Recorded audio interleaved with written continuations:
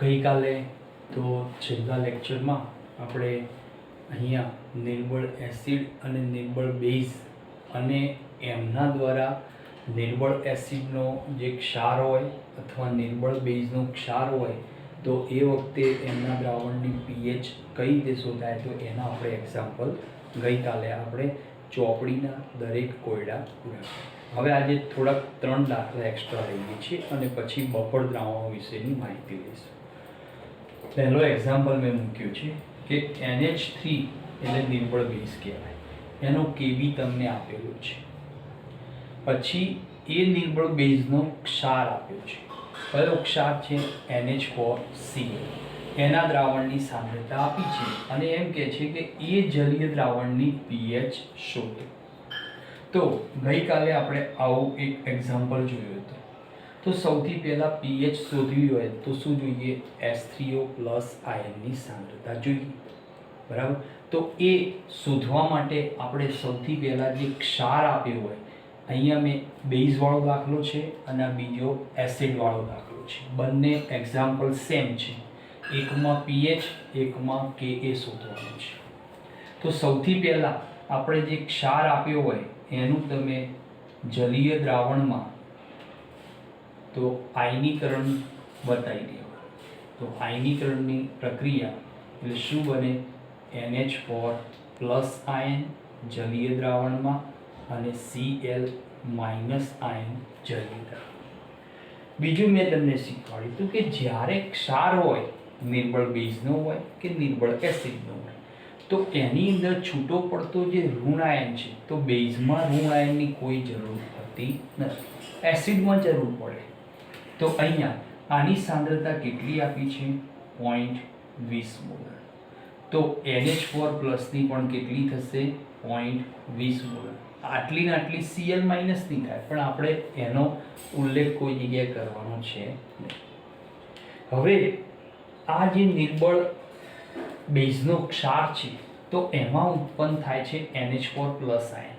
તો NH4 plus ion, તો second equation કે NH4 પ્લસ આયન જલીય માધ્યમમાં પાણી સાથે એની પ્રક્રિયા થાય તો પાણી સાથેની પ્રક્રિયા દ્વારા શું ઉત્પન્ન કરશે?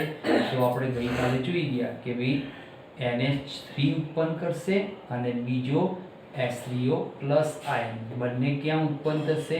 જલીય માધ્યમમાં. તો થઈ ગયો કે NH4Cl કોનો ક્ષાર છે?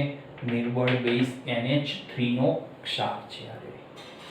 બરાબર. હવે અહીંયા NH4 પ્લસની સાંદ્રતા તો એ આપણને આપેલી છે. કેટલી છે? 0.20 મોલર. બરાબર. H2O એની સાંદ્રતા અચળ હોય, આપણે ગણતા નથી. હવે NH3 તો અહીંયા રકમમાં NH3 ની સાંદ્રતા આપી નથી, એટલે આ અજ્ઞાત થઈ ગઈ. આ અજ્ઞાત, બરાબર. H3O પ્લસ સાંદ્રતા પણ અજ્ઞાત. પણ નિયમ પ્રમાણે જ્યારે સંતુલન સ્થિતિ ઉત્પન્ન થાય ત્યારે બંનેની સાંદ્રતા કેવી હોય? એક સરખી, એવું તો આપણે જાણીએ છીએ. તો હવે આપણે સૂત્ર શું મૂકીશું કે અહીંયા આ જે આખી પ્રક્રિયા જે જોવા મળી એની અંદર પાણીના અણુ દ્વારા આખી જળ વિભાજન પ્રક્રિયા થઈ, તો પ્રક્રિયાનો જળ વિભાજન અચળાંક એની ફોર્મ્યુલા મેળવવી. તો ફોર્મ્યુલા તો KH બરાબર, તો આપણે ફોર્મ્યુલા ભણ્યા હતા. KH બરાબર શું હોય? KW ભાગ્યા નિર્બળ બેઝ એટલે KB આવે, બરાબર. એના બરાબર, હવે તમે ધ્યાનથી જુઓ, આ બંને સમીકરણનું શું કરો? સરવાળો. પ્રક્રિયકોનો પ્રક્રિયક બાજુ, નિપજોનો નિપજ બાજુ. તો NH4 પ્લસ સામસામે જતા રહેશે. H2O અચળ છે એટલે ગણવાની નહીં. Cl માઇનસ એને પણ ગણવાનું નથી. તો વધ્યું કોણ? નિપજોમાં આ બે આયનો, સોરી આ બે જલીય માધ્યમના પદાર્થો અને પ્રક્રિયકમાં એક. તો અહીંયા NH3 ની સાંદ્રતા, નિપજોની સાંદ્રતાઓનો ગુણાકાર, બીજા અર્થમાં ડિવાઇડ પ્રક્રિયકોની સાંદ્રતા NH4Cl. હવે આ બંનેની સાંદ્રતા કેવી હોય? સંતુલને સમાન. હા, જો NH3 ની સાંદ્રતા આપી દીધી હોત તો આપણે સમાન રૂપે લઈ શકાય નહીં. હવે એની અંદર આપણે મૂલ્યો મૂકી દઈએ તો ધેરફોર KW ભાગ્યા KB બરાબર, તો અહીંયા શું થશે, H3O પ્લસ આયનની સાંદ્રતાનો વર્ગ, આય એટલી અને આય એટલી. મારે NH3 ની જરૂર નથી કેમ કે pH શોધવી હોય તો H3O પ્લસ જોઈએ એટલા માટે, ડિવાઈડ NH4Cl ની સાંદ્રતા.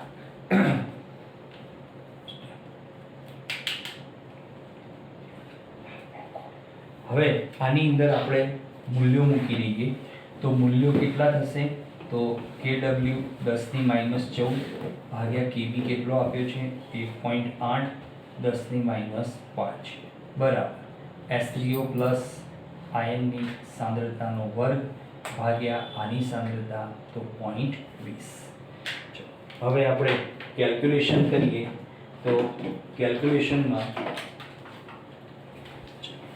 તો 0.20 ભાગ્યા 1.8 ધ્યાન કરો તો 0.11 બરાબર.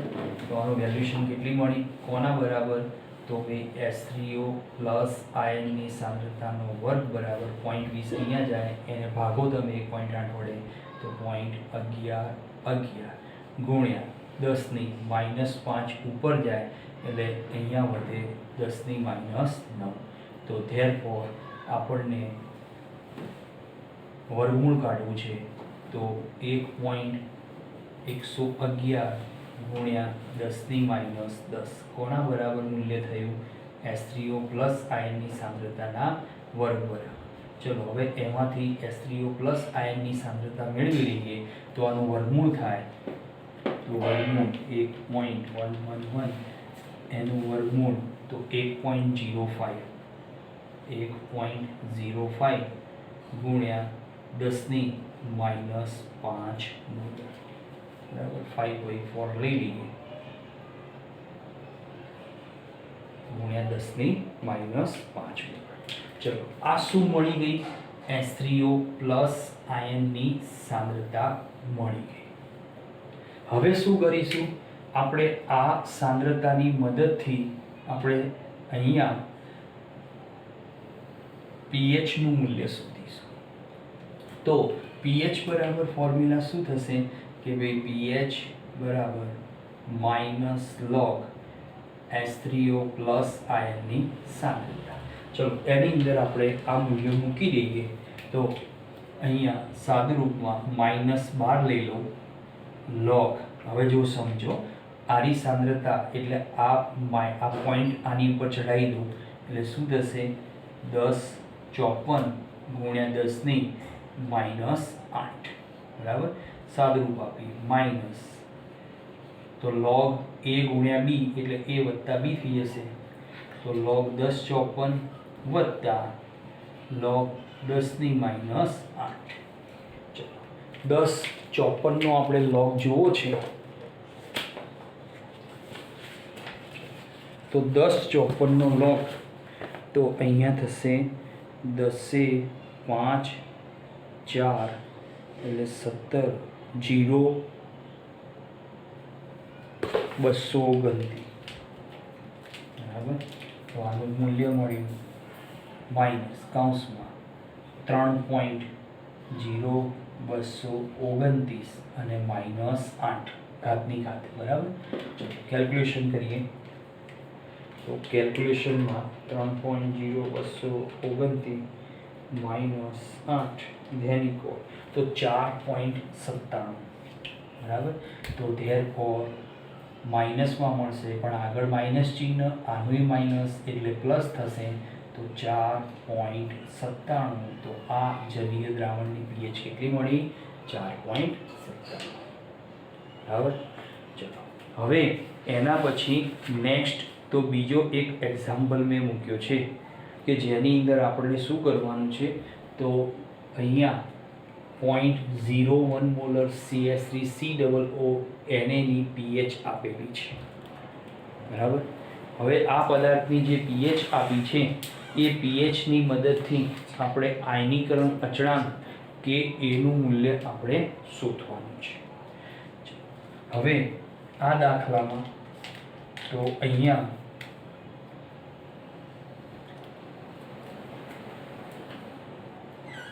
અહીંયા પદાર્થ છે તો CH3COONA, બરાબર, અને કોનો કે એ શોધવાનો છે CH3COOH. આ પદાર્થ છે નિર્બળ એસિડ. તો આની જેમ પહેલા પ્રક્રિયા સમીકરણ બનશે. તો આ નિર્બળ એસિડ છે અને આ નિર્બળ એસિડનો ક્ષાર જેમ અહીંયા બેઝ છે એનો ક્ષાર છે એ જ પ્રમાણે. તો અહીંયા શું થશે CH3COONA, બરાબર, એના જલીય દ્રાવણમાં તો પોતે શું ઉત્પન્ન કરશે તો એક CH3COO માઇનસ એસિટેટ જલીય દ્રાવણમાં અને ઉત્પન્ન કરશે Na પ્લસ એના જલીય માધ્યમમાં ઉત્પન્ન કરશે. ચલો હવે એની અંદર એમના મૂલ્યો મૂકી દઈએ. તો આ નિર્બળ એસિડના ક્ષારની સાંદ્રતા કેટલી છે 0.01 મોલર, બરાબર. આયનીય સંતુલન થાય તો આની પણ સાંદ્રતા કેટલી 0.01 મોલર, આની પણ એટલી, પણ Na પ્લસની જરૂર છે. જેમ બેઝમાં ઋણ આયનની જરૂર ના પડે ક્ષારની, અને એસિડના ક્ષારની અંદર ધન આયનની કોઈ જ જરૂર હોતી નથી. હવે આ જે જલીય દ્રાવણમાં CH3COO માઇનસ આયન છે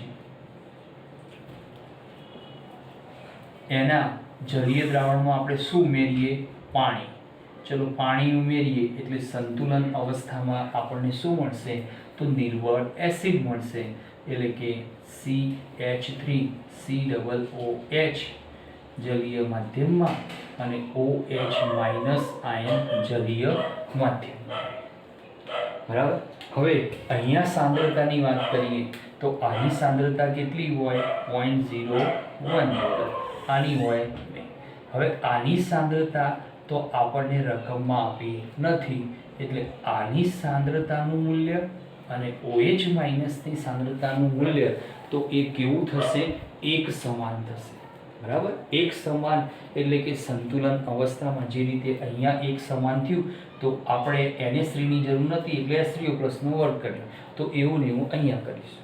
તો અહીંયા આ જે પદાર્થ છે તો એનો જળ વિભાજન અચળાંકનું સૂત્ર આની જેમ જ, બરાબર. તો નિર્બળ એસિડનો જળ વિભાજન અચળાંક બરાબર, જેને આપણે KH વડે દર્શાવીએ છીએ, તો એના બરાબર સૂત્ર થશે KW/KA બરાબર. હવે અહીંયા ફોર્મ્યુલા જુઓ. આ ફોર્મ્યુલા જે લખીશ, જે આ ફોર્મ્યુલા છે ઓલરેડી આપણે આવી ગયેલી છે, બરાબર, પણ આપણે બનાવવી પડે. તો અહીંયા બે પ્રક્રિયા સમીકરણનો સરવાળો, એમાં CH3COO માઇનસ અને CH3COO માઇનસ સામસામે જતા રહેશે. H2O જરૂર નથી, Na પ્લસ એ પણ જરૂર નથી.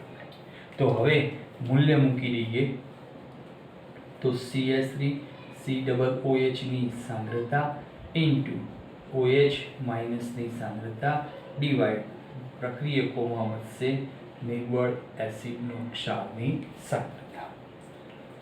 હવે એની અંદર આપણે therefore KW/KA એના, ચલો આ બંનેની સાંદ્રતા સંતુલને સમાન એટલે આપણે એમાં એસિડની જરૂર હોતી નથી, એટલે OH માઇનસની સાંદ્રતાનો વર્ગ કરી દઈએ. ડિવાઇડ CH3COONA ની સાંદ્રતા. ક્લિયર. હવે સૌથી પહેલા OH માઇનસની સાંદ્રતા એ આપણે શોધવી છે, તો એને કરતા કરીએ OH માઇનસની સાંદ્રતાનો વર્ગ બરાબર, ચલો KW એટલે 10⁻14 ગુણ્યા આર્યુ બધા ભાગ્યા ગુણાકારમાં. તો આની સાંદ્રતા કેટલી છે રકમમાં આપી છે 0.01 ડિવાઇડ આની કે A નું મૂલ્ય, તો અહીંયા કે એ અજ્ઞાત છે, બરાબર. હવે તમે જોઈ શકો કે અહીંયા કે એ પણ અજ્ઞાત નીકળ્યો, OH માઇનસની સાંદ્રતા પણ અજ્ઞાત નીકળી. તો હવે શું કરીશું કે આપણને જે pH આપી છે નિર્બળ એસિડના ક્ષારના દ્રાવણની, બરાબર. તો નિર્બળ એસિડના ક્ષારના દ્રાવણમાં કયો આયન ઉત્પન્ન થાય ઋણમાં OH માઇનસ. નિર્બળ બેઝ હોય એના ક્ષારના જલીય દ્રાવણમાં કયો આયન ઉત્પન્ન થાય H3O+. આ યાદ રાખો. તો અહીંયા જે pH નું મૂલ્ય આપ્યું છે તો એના ઉપરથી આપણે તો એ અહીંયા હું પદ્ધતિ કરું કે ધેરફોર રકમમાં pH કેટલી આપી 8.3705 તો આના ઉપરથી pOH નું મૂલ્ય શોધી નાખીએ પહેલા તો 14 માંથી 8.3705 બાદ થાય તો 14 માઇનસ 8.3705 ધેન ઇક્વલ 5.6295 બરાબર 5.6295 ચલો આ શું મળી ગયું pOH હવે આના ઉપરથી તો આપણે સૌથી પહેલા શું શોધી નાખીએ OH માઇનસની સાંદ્રતા તો pOH ની ફોર્મ્યુલા મૂકો OH માઇનસની સાંદ્રતા બરાબર 5. તો 62.95 સાદરૂપ આપીએ તો log એન્ટી લોગમાં પરિવર્તિત કરી દઈએ ડાયરેક્ટ એક જ મૂકીએ તો એન્ટી લોગ કોનો થશે માઇનસ 5.6295 હવે મેં તમને પદ્ધતિ શીખવાડી કે એન્ટીલોગ જ્યારે માઇનસનો શોધવાનો થાય તો કોઈ દિવસ માઇનસમાં એન્ટીલોગ મળે નહીં તો એને આપણે 12માં ફેરવવી પડે તો 12માં ફેરવવા માટે શું કરીશું આ દશાંશ સ્થળનું મૂલ્ય એના આગળ છે 5 કરતાં મોટી સંખ્યા 6 તો 6 માંથી જે જૂનું મૂલ્ય છે 0.6295 એને બાદ કરો તો આપણને નવું દશાંશ સ્થળ મળશે 0.3705 કેટલામાંથી બાદ કરતા મળ્યું નવું 6 માંથી તો માઇનસ ચિહ્ન ક્યાં જાય 6 ના મથાળા ઉપર જેને 6 બાર કહેવાય છે હવે આપણે શું કરીશું એન્ટીલોગ જોઈ લઈએ કોનો 0.3705 ચલો 0.3705 એટલે 2347 બરાબર તો અહીંયા એનું મૂલ્ય મળશે કે ધેરફોર OH માઇનસની સાંદ્રતા બરાબર તો 2347 એટલે 2.347 ગુણ્યા આ 6 બાર 10 ની -6 ઘાતમાં જાય તો એ આ મળી ગયું OH માઇનસની સાંદ્રતા હવે આપણે શું કરીશું આ સાંદ્રતાને અહીંયા મૂકીશું આમાં કે એને કરતા કરી દઈએ કે એ શોધવાનો છે એટલા માટે તો 10 ની માઇનસ ચલો આ 2 પોઈન્ટ ચડી જઈએ 10 ની -16 ભાગ્યા અહીંયા થશે OH માઇનસની સાંદ્રતાનો વર્ગ ચલો 10 ની -16 ડિવાઇડ 2.347 નો વર્ગ ગુણ્યા 10 નો આનો વર્ગ થશે -12 2.347 નો વર્ગ કરીએ એટલે કે 8.347 ગુણ્યા 2.347 ચલો 5.5084 બરાબર તો 1 ભાગ્યા 5.5084 ધેન ઇક્વલ તો 0.1815 બરાબર કોના બરાબર મૂલ્ય મળ્યું કે એ બરાબર કેલ્ક્યુલેશનમાં તો 0.1815 ગુણ્યા ચલો 10 ની -16 10 ની -12 ઉપર આવે એટલે શું થઈ જશે 10 ની -4 ચલો 1 પોઈન્ટ ખસી જાઓ એટલે 1.815 ગુણ્યા 10 ની -5 તો એ આ દાખલાની અંદર કે એનું મૂલ્ય આપણને પ્રાપ્ત થયું બરાબર તો આ નિર્બળ બેઝનો આ નિર્બળ એસિડનો હવે આ રીતનો કોઈ પણ એક્ઝામ્પલ આપ્યો હોય અહીંયા મેં pH શોધી અહીંયા pH આપી અને કે એ શોધવાનો કીધો તો એના ઉપરથી આપણે OH માઇનસની સાંદ્રતા મેળવી pH ઉપરથી અને પછી આમાં નાખી અને કે એનું મૂલ્ય પ્રાપ્ત થાય છે બરાબર હવે એના પછીનો બીજો એક એક્ઝામ્પલ છે કે જે ઘણી વખત પૂછાયેલો પણ જોવા મળેલો છે તો એક્ઝામ્પલ છે કે ભાઈ ત્રીજો એક્ઝામ્પલ છે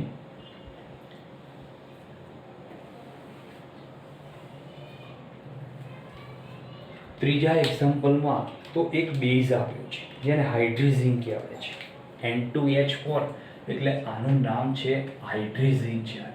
આ છે નિર્બળ બેઝ છે NH2 એટલે N2H4 નિર્બળ બેઝ છે. ચલો એ નિર્બળ બેઝ એટલે કે N2H4 ની મોલારિટી પહેલા શોધવી પડશે. સાંદ્રતા જેને કહીએ એટલે કે C0 કહીએ છીએ ઇઝ ઇક્વલ. કેમ મોલારિટી શોધવી પડશે? તો એ દાખલામાં એનું વજન આપ્યું છે અને એના દ્વારા જે દ્રાવણ બને જલીય એનું કદ આપ્યું છે અને એમ કે Kb આટલો હોય તો કેટલા ટકા આયનીકરણ થાય નિર્બળ બેઝનું. તો મેં તમને શીખવાડ્યું છે કે નિર્બળ વિદ્યુત વિભાજ્ય પદાર્થનું આયનીકરણ 5% કે તેથી ઓછું હોય અને પ્રબળનું 100% હોય. બરાબર? તો આપણો જવાબ 5% અથવા એનાથી ઓછું મૂલ્યનો જવાબ આવવો જોઈએ. તો અહીંયા મોલારિટી પહેલાં શોધી દઈએ. તો 1000 ગુણ્યા દ્રાવ્યનું વજન, તો દ્રાવ્ય કોણ? N2H4. બરાબર? અને એ જ એનો અણુભાર લઈ લઈએ અને ગુણ્યા દ્રાવણનું કદ mm. જો મૂલ્ય મૂકીએ 1000 ગુણ્યા વજન તો 0.16 ભાગ્યા કદ કેટલું છે? 500 ml. અણુભાર, ચલો નાઇટ્રોજન કેટલો? તો 14. બરાબર? પરમાણુ ભાર 14 દુ 28, 28 ને 4 હાઇડ્રોજન એટલે કેટલો થશે? 32. હવે આપણે કેલ્ક્યુલેશન કરીએ. 0.16 ગુણ્યા 1000 ધેનિક વન ભાગ્યા 500 ધેનિક વન ભાગ્યા 32 ધેનિક. મોલારિટી કેટલી મળે છે? એટલે કે C0 જેને સાંદ્રતા કહીએ છીએ 0.01 મોલર આપણને પ્રાપ્ત થાય છે. ચલો C0 મળી ગઈ. હવે અહીંયા આ દાખલામાં તો તમે ધ્યાનથી જુઓ કે જે C0 મળી છે 0.01 મોલર, તો એની મદદથી આપણે સૌથી પહેલાં શું શોધી નાખીએ? તો નિર્બળ બેઝમાં OH માઇનસની સાંદ્રતા મળી જાય. બરાબર? તો અહીંયા આપણને Kbનું મૂલ્ય આપ્યું છે, સાંદ્રતા મળી ગઈ એટલે આપણે શું શોધીએ? OH માઇનસની સાંદ્રતા. તો એની ફોર્મ્યુલા આપણે ભણી ગયા. શું હતી? Kb × C0. ચલો એની અંદર દરેક મૂલ્ય મૂકી દઈએ. મૂલ્ય મૂકીએ તો √Kb, Kb 4 ગુણ્યા 10 - 6 અને આનું મૂલ્ય 0.01. બરાબર? તો 4 ગુણ્યા 0.01 એટલે 0.04, એનું વર્ગમૂળ એટલે 0.2. બરાબર? 0.2 અને 10 - 6 ના ઘાતનું વર્ગમૂળ -3 એટલે કે OH માઇનસની સાંદ્રતા કેટલી મળી? 2 ગુણ્યા 10 - 4 મોલર મળી. હવે તમે જુઓ કે OH માઇનસ આયન ક્યાંથી બને છે? નિર્બળ બેઝમાંથી પ્રાપ્ત થતો હોય. બરાબર? તો એ OH માઇનસ આયનની એના મોલ રૂપે સાંદ્રતા કહેવાય. મોલ, મોલારિટી એટલે મોલ પ્રતિ લિટર. એટલે 1 લિટરના દ્રાવણમાં એના મોલ કેટલા? 2 ગુણ્યા 10 - 4. હવે ટકા શોધવા છે. તો ટકા શોધવા માટે આપણે અહીંયા છેલ્લું સ્ટેપ, તો ટકાવારી તમને ખબર છે કે ભાઈ આપણે ત્રિરાશિ પદ આવે. ત્રિરાશિ પદ શું આવશે? અહીંયા મૂકું છું ત્રિરાશિવાળું પદ. તો કે ભાઈ આની સાંદ્રતા કેટલી? બેઝના દ્રાવણની 0.01 મોલર. હો, તો 100 મોલર લેખે OH માઇનસ આયનના મોલ બરાબર, તો મોલ કેટલા થશે? 2 ગુણ્યા 10 - 4. બરાબર? આ મૂલ્ય તો બદલાવાનું નથી, તો 2 ગુણ્યા 10 - 4 જેટલું રહેશે. તો therefore હવે OH માઇનસ આયન એ આ બેઝમાં છે N2H4 માં, તો એની સાંદ્રતા કેટલી છે? 0.01 મોલર.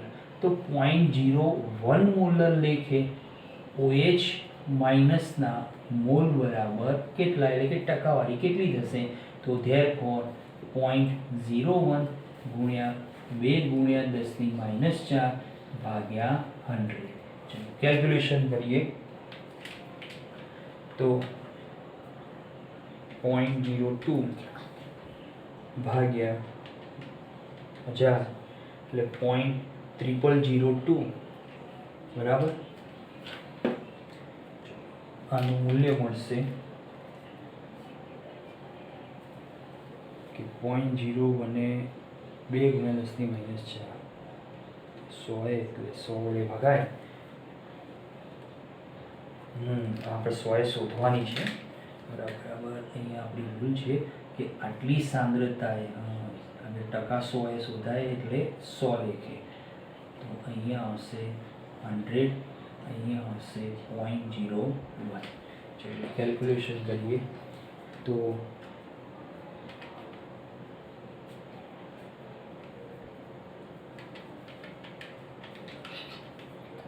ભાગ્યા 0.01 તો 20,000 બરાબર. 20,000 ગુણ્યા 10 - 4 એટલે કે આ 4 પોઈન્ટ ખસાવો એટલે 10 - 4 જતી રહે એટલે આનો જવાબ કેટલો આવશે? 2% આયનીકરણ થાય છે. તો આ દાખલાની અંદર તો કેટલા પર્સન્ટેજ આયનીકરણ થશે? 2% આયનીકરણ કોનું થાય છે? N2H4 ના દ્રાવણનું સંપૂર્ણ આયનીકરણ થતું નથી બરાબર. તો આપણો ફાઇનલ જવાબ 2% અહીંયા આવી જાય છે. હવે આપણે એની અંદર તો જે બફર દ્રાવણો વિશેનો ખ્યાલ લેવાનો છે બરાબર. તો બફર દ્રાવણો વિશેનો આપણે થોડો ખ્યાલ લેવાનો છે કે બફર દ્રાવણ કોને કહેવાય. તો એ વિશે ખ્યાલ લેવા માટે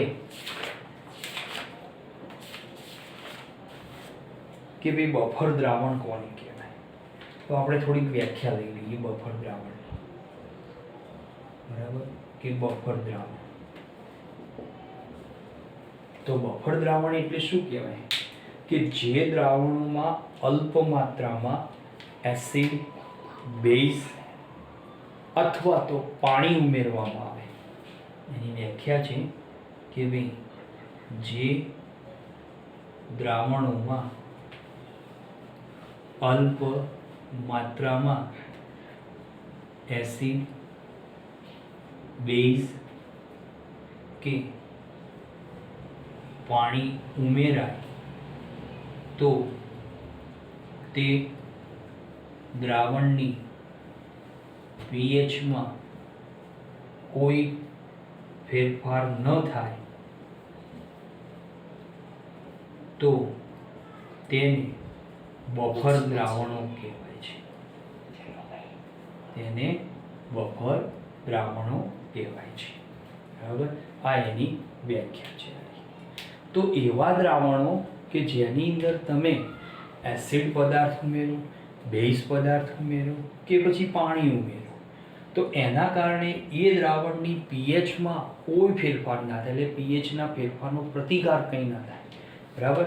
એટલે કે ફેરફારનો જે પ્રતિકાર કરી નાખે તો એના કારણે એ દ્રાવણોને બફર દ્રાવણો તરીકે ઓળખવામાં આવે છે. હવે બફર દ્રાવણોની વાત કરીએ તો એવું કહેવાય છે કે ભાઈ દરેક બફર દ્રાવણ એટલે તટસ્થ હોય છે. તો એને 7 pH સ્વરૂપે એ બફર દ્રાવણોને બનાવવામાં આવતા હોય છે. તો બફર દ્રાવણો 3 ભાગમાં વહેંચાય: એસિડિક બફર દ્રાવણો, બેઝિક બફર દ્રાવણો અને તટસ્થ બફર દ્રાવણો. તો બફર દ્રાવણના 3 પ્રકાર પડશે. એક એસિડિક બફર દ્રાવણ, બીજો પ્રકાર પડશે બેઝિક બફર દ્રાવણ અને ત્રીજો પ્રકાર પડશે ન્યુટ્રલ એટલે કે તટસ્થ બફર દ્રાવણ. 3 પ્રકાર એસિડિક, બેઝિક અને તટસ્થ બફર દ્રાવણો કહેવાય છે.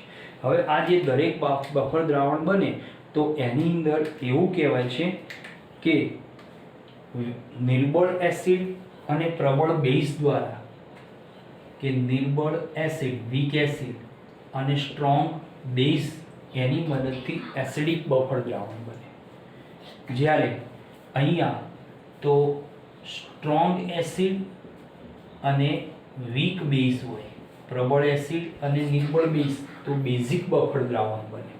અને જો તટસ્થ બફર દ્રાવણ તો એની અંદર નિર્બળ એસિડ અને નિર્બળ બેઝના પદાર્થોના મિશ્રણથી તટસ્થ બફર દ્રાવણ બને.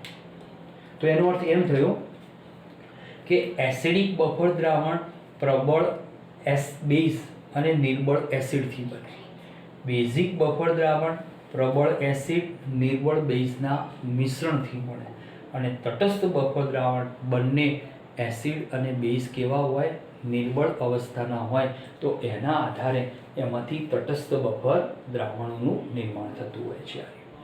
હવે આ બધા જે બફર દ્રાવણો બને એની અંદર આપણે થોડુંક સમજી લઈએ કે ભાઈ એસિડિક બફર દ્રાવણ, તો એમાં આપણે ઉદાહરણ લઈએ કે એમાં ઉદાહરણ આવશે કે ભાઈ નિર્બળ એસિડ, તો નિર્બળ એસિડ તરીકે વપરાશે CH3COOH અને એનો ક્ષાર એ એનો બેઝિક સ્વરૂપમાં જશે, તો એનો ક્ષાર, તો એની મદદથી એસિડિક બફર દ્રાવણો બને.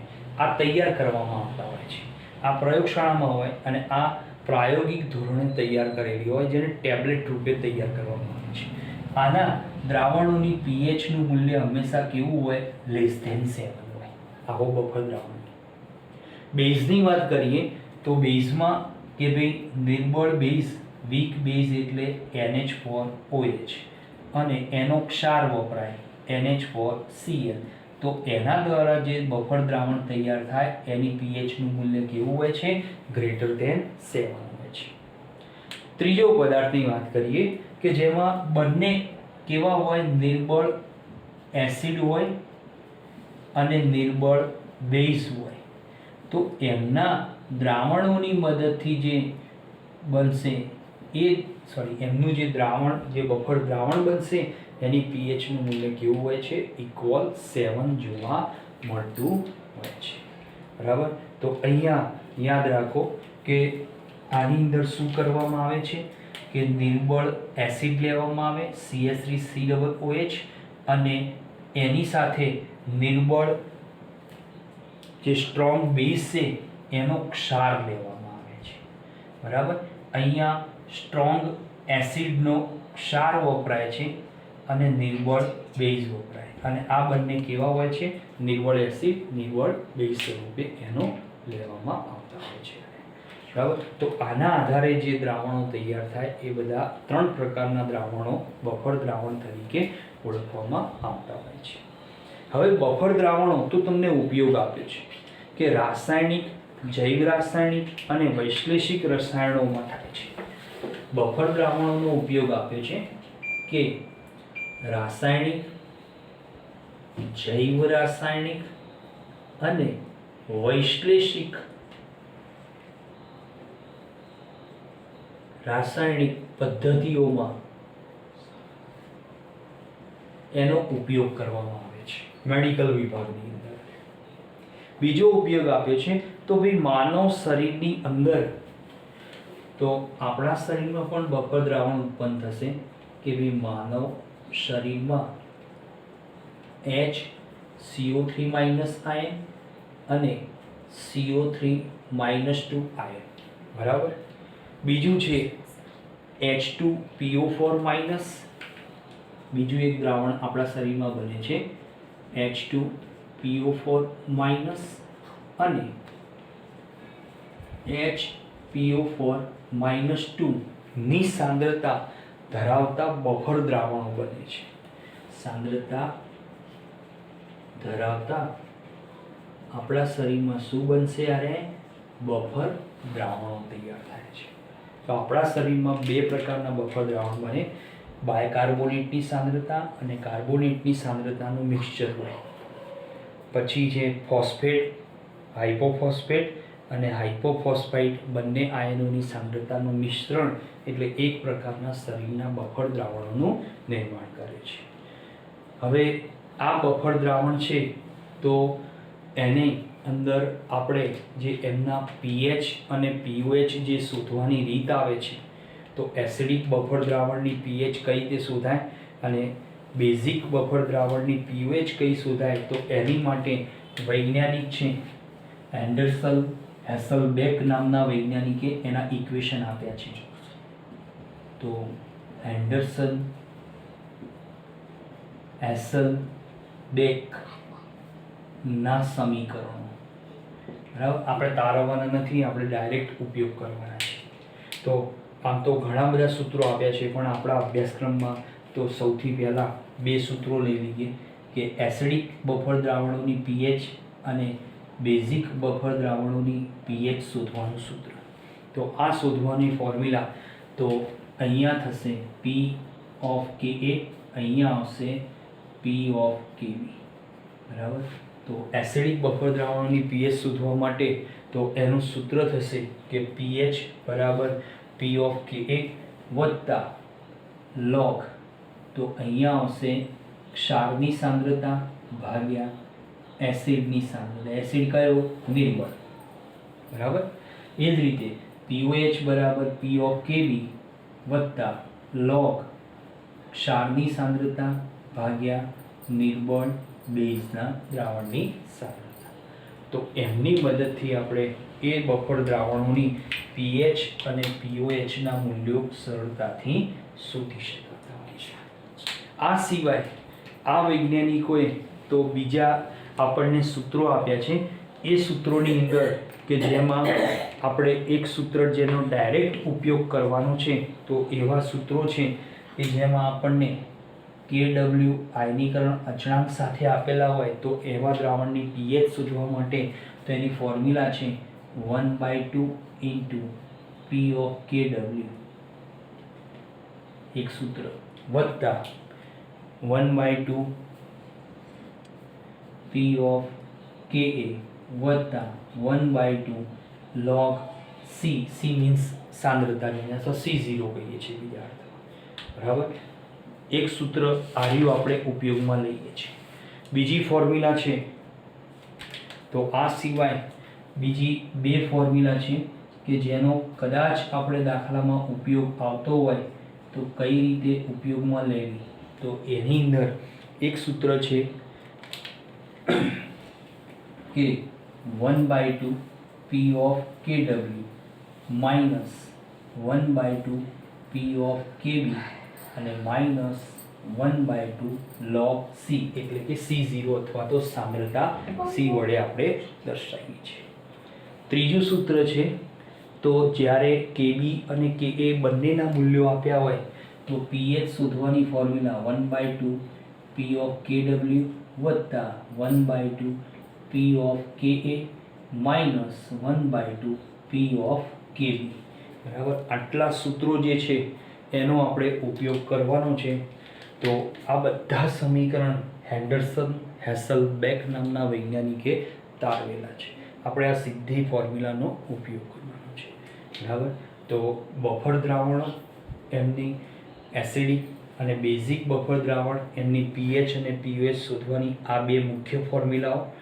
એ સિવાય જ્યારે સાંદ્રતાના મૂલ્યો આપ્યા હોય, કે એના મૂલ્યો આપ્યા હોય, KWના આધારે જલીય માધ્યમમાં દ્રાવણોની પીએચ શોધવી હોય તો એની માટે 1, 2 અને આ 3 સૂત્રોનો આપણે યોગ્ય રીતે ઉપયોગ કરવામાં આવતો હોય છે, બરાબર. તો હવે આપણે આના ઉપર આધારિત, તો બફર દ્રાવણ ઉપર આધારિત, તો નેક્સ્ટ પીરિયડમાં એના દાખલાઓ લઈ લઈશું થોડા, અને એના પછી અલ્પદ્રાવ્ય ક્ષાર વિશેનો અને સમાન આયન અસર વિશેના ગુણધર્મોનો અભ્યાસ કરીશું.